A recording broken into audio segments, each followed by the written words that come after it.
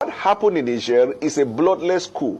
There is an uncoded principles, even in coup, that where a coup is bloodless, you don't resolve it by blood.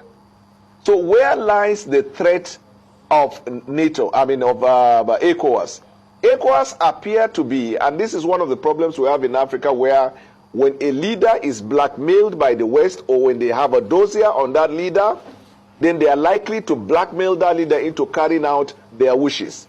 There is no imminent threat against any ECOWAS state. What happened in Niger? No imminent threat.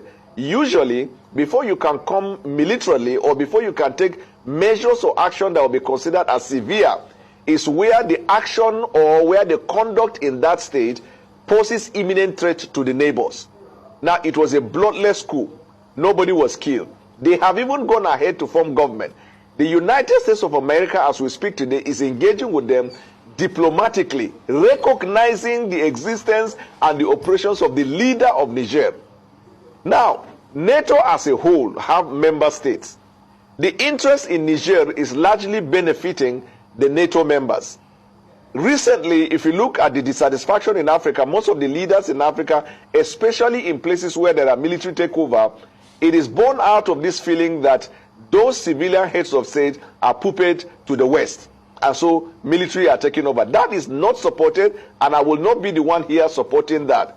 But in actual fact, if you look at the engagement of members of these countries that are having military takeovers, you see that their relationship with Russia is deepening. You see that commitment that Russia is giving to them is deepening. In fact, even if you look at it from the larger point of, was it not African leaders that recently visited St. Petersburg, and they were given a forgiveness of about $200 billion? There is a cautious relationship, or there is a flirtatious relationship between Russia and the people in Africa. And I think that the leader of Russia is having a feeling that in order for him to properly fund the war in Russia, there is need for him to have and acquire resources in Africa, or to destabilize their focus in Africa, so that way they will be distracted from what is happening in Ukraine. So, and African leaders should be able to look at this from the point of view of Africa interest, because any shooting of a gun in Niger might not only affect the Sahel, but in the entire Africa might be affected, because you will see a ripples effect and a reaction from the people. And that is the reason why I feel that the Champions League final between NATO and Russia that they are planning to host in Africa should be avoided by the members of the ECOWAS.